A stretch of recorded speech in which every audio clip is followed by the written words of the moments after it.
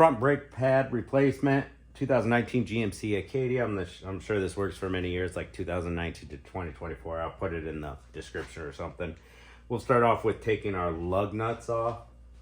22 millimeter lug nuts. Be safe with your jacks and jack stands, guys. Once you get your tire off, 17 millimeter, take these two bolts off the caliper right here. Boom. Take our screwdriver, we'll just grab the lip of the old pad or rotor and press it a little bit. Should loosen up the caliper for us, just like that. There's quite a bit of brake material in the boot of the caliper. Let me give that a light brushing with a nylon brush.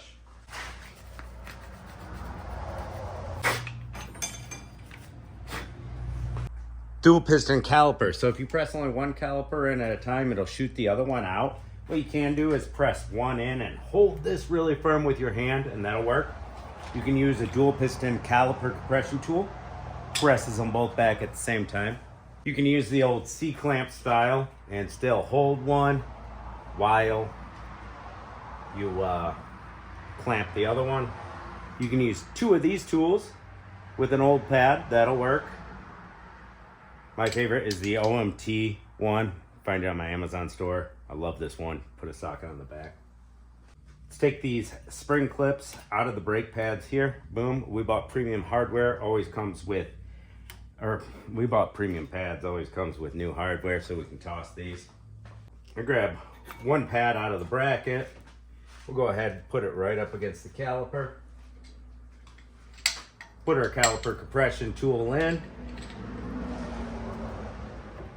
And make sure everything is pressing back fairly easily. If it's stiff, you may have a bad caliper or brake hose. You can get a restriction in the brake hose, causing issues.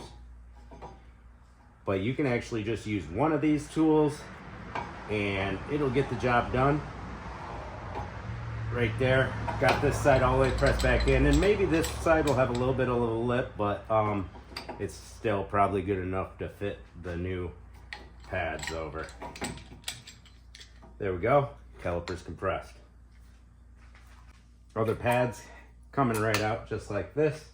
Like I said, we have new hardware, so we get to pop this hardware off here.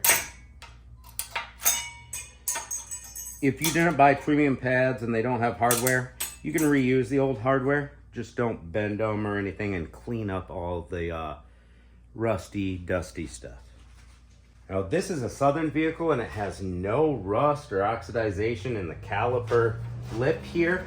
This is a rarity for my garage, and we are not changing the rotors today. I'll show you how. We have a 21 millimeter bolt here and here. Zip those two off, and then you have a T30 bit right here on your rotor retainer screw. I'm going to show you taking that off just for fun. Then your bracket comes off. You can clean it up real nice and good while it's off. Your rotor will hammer off. Change your rotor. But this has absolutely no oxidization, just a little bit of brake dust where the new hardware is going to go. So I'm just giving that a light brushing. If you leave buildup in these, it'll make the pads tighter than they're supposed to be, and that'll cause premature wear. So make sure every one of those is nice and clean. Next thing to prep is our sliding hardware here. They'll pop out of the boots for you. We'll grab some new premium grease to put in there, and shop towel. This is Sil Glide by AGS. It's my favorite brake grease, high temperature, silicone based. And you can find it in my Amazon store. You can also get it at auto parts stores in little like one-time use packages for like 99 cents or something. Very good stuff. It's what I recommend.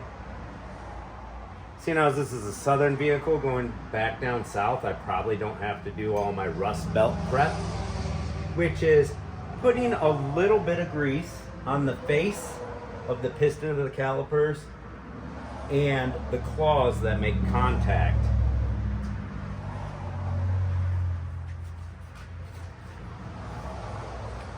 So you can see where the old pad was. You could tell a different color in the metal. And on the face of the caliper, put a little grease on those.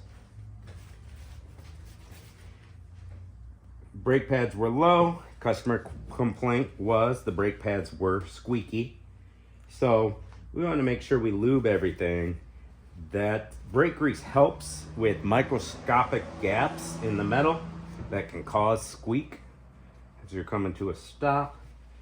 So the lube really helps. Water likes to intrude right here where the hardware meets the bolt. Hardware meets the boot. I can't talk today. It's all good though. And we're gonna lube up those shafts very nicely. I like to put a little bit right there in the boot. Don't put too much in, but make sure you have enough. Put too much in, it'll kind of push back. See how that sprung up back out on me? That's fine. That's perfect. So a gob for the boot where the water intrusion loves to get in. That'll just kind of help. The rubber, the pin with the rubber at the end, that's the lower one. It goes on in the lower. Make sure they're nice and slidey. Perfect. I'm gonna put just a little bit of grease right here where the hardware sits.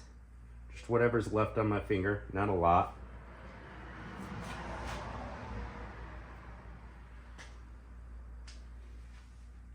That'll help with brake jobs on oxidization and rust from building up in between your hardware and your bracket. Right there, just a thin layer, whatever's on my hand. We got our new hardware going on. It springs and clips right in, easy peasy, no explanation really needed. Just pops right in. Now for our new pads.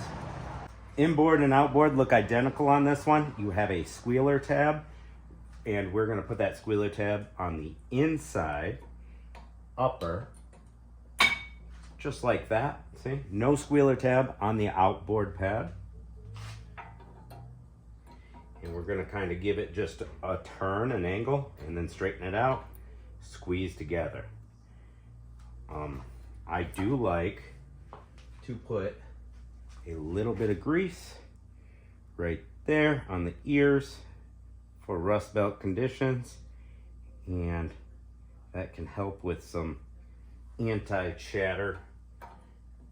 I don't want this to squeal when she pulls out like the old pads were. Old pads still had some life on them, but I think the squeal that she was getting, not all the time, it wasn't happening all the time. When she pulled up one time, I could hear that squeal when she came to a stop. I want to make sure everything's lubricated and she no longer hears that squeal at all. Probably the excess brake dust. It was built up worse than I've seen in a long time. I don't know what those new pads are made of, but it was built up in those boots. I think that could have been causing the squeal. It's just random on and off squeal. We got our new spring hardware going in. They're going to kind of point towards each other. We're going to put it in the hole of the pad. There's two little holes here and there. And we're going to spring them together. Hold down that with one finger, then the other one. And once your spring's in, the pads are going to want to pop out of the bracket on you. So you got to kind of hold them together. Next one. Boom. And you can see they're pointing at each other. Now while I hold that together, I'm going to take this caliper and put it over the pads while I'm holding it together. Then take my hand out. The caliper's now holding it together. We're going to push in on our hardware. Boom. We are going to line up our bolts. If you got the caliper angled a little bit here or there, or your rotor's wobbly, it won't line up. It won't want to line up. Get back on there, you little boot. Make sure you get your little boot on. Got to lift up a little bit.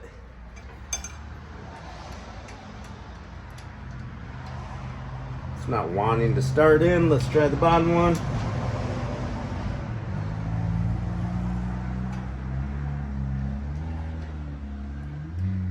It's wanting to catch and then stop. That feels a little funny.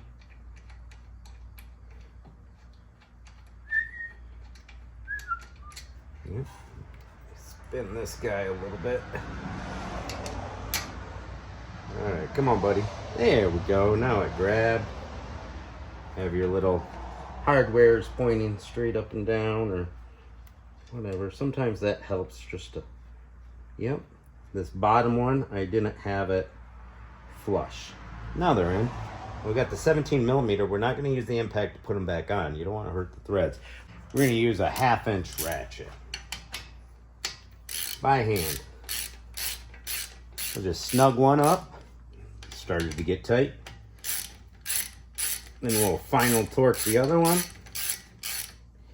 And we'll give it some muscle. There we go. Come back to the other one that we only snug. Give it some muscle. There we go. And we're good to go. Bleed your brakes if you want to. There's a bunch of brake blade tutorials. You can see this rotor is super smooth. If I run my fingernail across it, it doesn't catch at all. This is a beautiful rotor for a brake change. It doesn't even really have a lip right here, just barely. And that is brakes on the Acadia. Before you take off, pump your brake pedal until it gets tight. Tight, tight, tight, or else you'll have no brakes. Those calipers from the piston need to come out and touch the pad. So pump your brake pedal, check your brake fluid, torque your lugs to spec, do the other side, you'll be done. Thanks for watching, guys. Catch you later.